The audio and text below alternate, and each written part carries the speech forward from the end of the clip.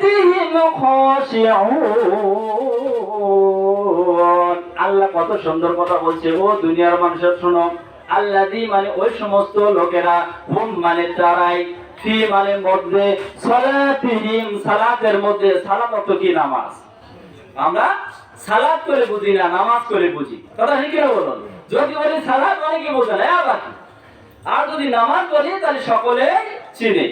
আল্লাহ বললেন সালাতিহিম খাশিউন, সালাতের মধ্যে যারা বিনয় এবং নম্র হয়। বিনয় এবং নম্র এটাকে দুই ভাগে ভাগ করা হয়েছে। কেমন বিনয়? আপনি যে বিনয় হবেন এটা দুই ভাগে ভাগ করা হয়েছে।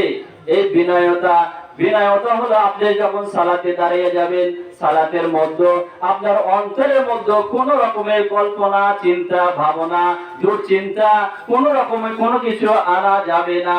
স্বয়ং আল্লাহর সাথে আপনার অন্তরের মিল থাকতে হবে। আপনি আল্লাহর অন্তর দিয়ে আল্লাহকে দেখছেন, এইভাবে মিল থাকতে হবে, তাহলেই আপনার সালাত হবে, বিনয় হবে।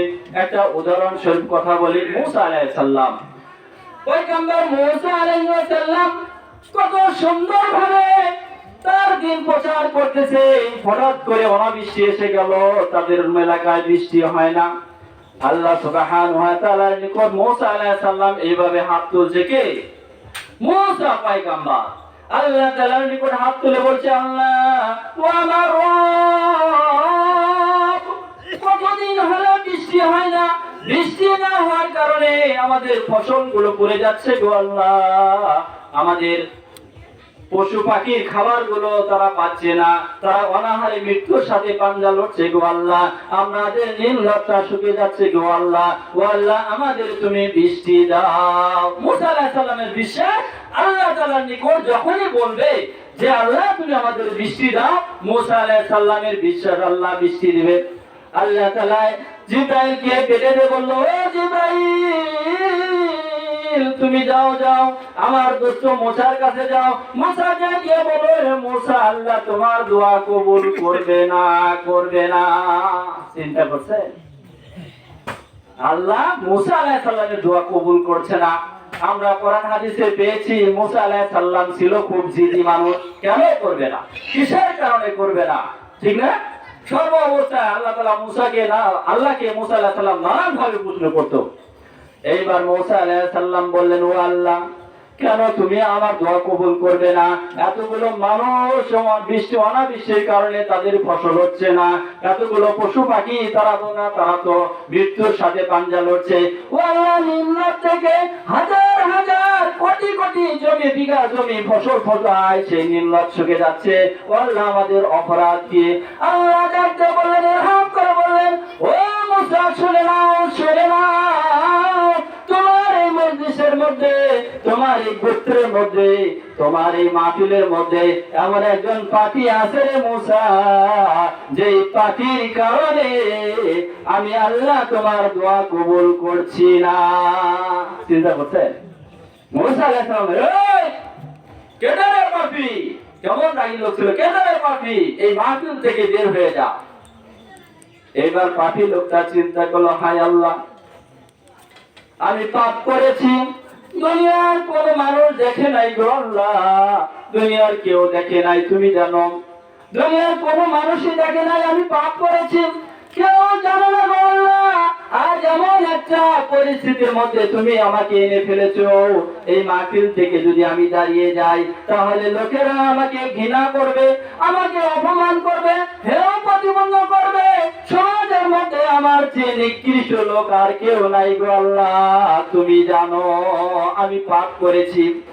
এইবার লোকটা আবার বলছে, আল্লাহ গো, মুসা যেমন রাগী মানুষ, তার জৈবনকালে ফিরআউনের এক যুবককে এক ঘুষি দিয়ে হত্যা করেছে কে আল্লাহ। আর মুসা যদি জানে আমি পাপী, হয়তো আমাকে এরকম কোন শাস্তি সে দিবে।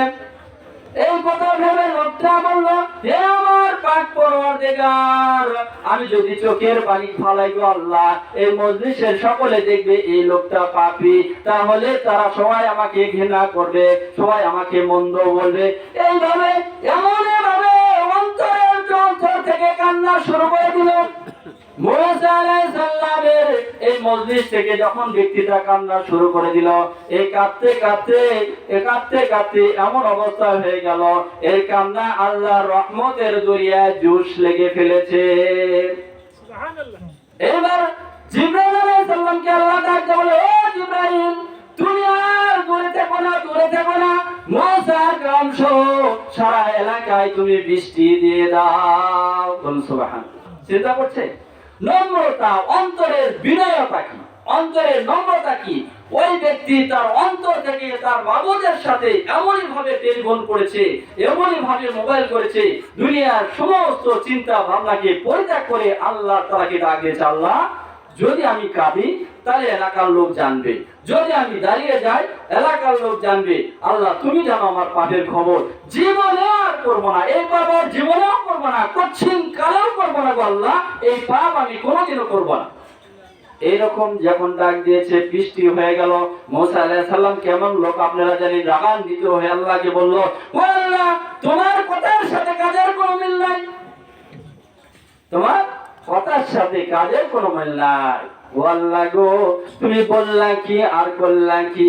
আল্লাহ তাআলা ইলহাম করে জানিয়ে দিলে, মুসা শোনো, যে লোকের কারণে আমি বৃষ্টি দেই নাই রে মুসা, ওই লোক আমার কাছে এমনই ভাবে ফরিয়াদ করেছে, এমনই ভাবে দরখাস্ত লেগেছে, আর দরখাস্তর ভাষাগুলো এতই কঠিন হয়েছে, এতই মর্ম হয়েছে, আমার অন্তরের দরজায়, আমার রহমতের দরজায় জোশ লেগে গেছে রে মুসা, আমি আর সহ্য করতে পারি নাই, তাই বৃষ্টি দিয়েছি।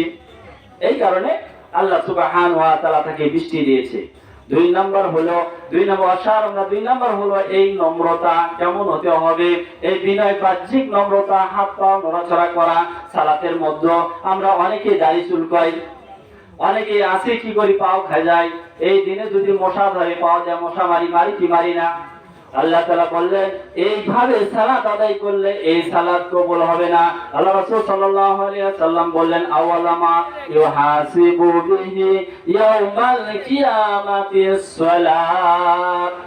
কঠিন কিয়ামতের ময়দানে আমার আল্লাহ তাআলা বান্দার সমস্ত আমলের দিকে তাকাবে না, ডাক দিয়ে বলবে, ও আমার বান্দা বান্দিরা শোনো, তোমাদের সালাত কেমন হয়েছে, সালাতের হিসাব দাও। ইজা সালওয়াত শাইরি আমালি, এই সালাতটা যদি কবুল হয়, এই সালাতটা যদি আল্লাহর দরবারে পছন্দনীয় হয়ে যায়, তাহলে অন্য আমলগুলো আপনার কবুল হয়ে যাবে। যদি আপনার এই সালাতটা কবুল, আল্লাহ তাআলা অন্য ইবাদতগুলো আল্লাহ সুবহানাহু ওয়া তাআলা কবুল করবেন। ওয়াইদা ফাসাদাত শাইরি আমালি, আর এই সালাতটা যদি কবুল না হয় গো, তাহলে কোন ইবাদত আল্লাহ তাআলা কবুল করবেন না। আপনি শতবার হজ করেছেন, এই হজের কোনো কারণে হজের কোনো ফল আপনাকে আল্লাহ তাআলা দিবে না। আপনি সমাজ উন্নয়নের কাজ করেছেন, এই সমাজ উন্নয়নের কাজ আল্লাহ আপনাকে দিবে না। আল্লাহ সুবহানাহু ওয়া তাআলার নিকট এই সালাতটা আপনাকে সঠিক হতে হবে। আমাদের সালাত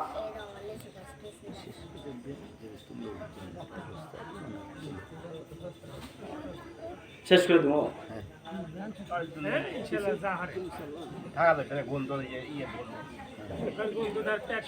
সম্মানিত দিনী ভাই,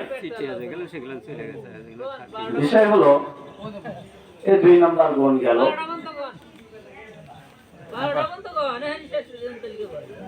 আমার পরে আরেক ভাই আছে ইনশাআল্লাহ, বুঝছেন? আরেকটা পয়েন্ট বলি আমি আমার আলোচনা। সম্মানিত দিনী ভাই, আল্লাহ সুবহানাহু ওয়া তাআলা পরক্ষণে আল্লাহ তাআলা বললেন, ওয়াল্লাযীনা হুম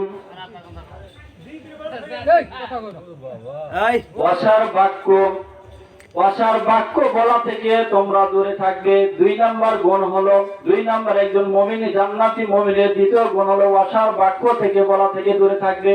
অশ্লীল কথা, খারাপ কথা, মন্দ কথা, যে কথার মধ্যে কোন রকমের কি নাই, কল্যাণ নাই, যে কথার মধ্যে কোনো কল্যাণ নাই, যে কাজের মধ্যে কোনো কল্যাণ নাই, এই কাজ থেকে তোমরা বিরত থাকবে। আল্লাহ তাআলা ডাক দিয়ে বলেন, ও দুনিয়ার মানুষরা তোমরা শোনো, তোমরা যে মুমিন, তোমরা যে মুত্তাকি, তোমরা যে জান্নাতি মানুষের গুণ কেমন হবে? আল্লাহ তাআলা ডাক দিয়ে বলেন সূরা ফুসসিলাত হামিম সিজদা, এই হামিম সিজদা 37 নম্বর সূরার মধ্যে আল্লাহ তাআলা বললেন, وَإِذَا سَمِعُوا اللَّغْوَ أَعْرَضُوا عَنْهُ قَالَ لَنَا أَعْمَالُنَا وَلَكُمْ أَعْمَالُكُمْ سَلَامٌ عَلَيْكُمْ لَا تَبْتَغُوا الْجَاهِلِينَ। ও মুমিন বান্দারা, তোমাদের গুণ হবে কি? ওয়াইদা সামিউ, যখনই তারা মন্দ কথা শুনবে, সামিউ শব্দ হচ্ছে শোনা, লাগোয়া মানে অসার কথা, মন্দ কথা, তখন তারা বলবে কলা,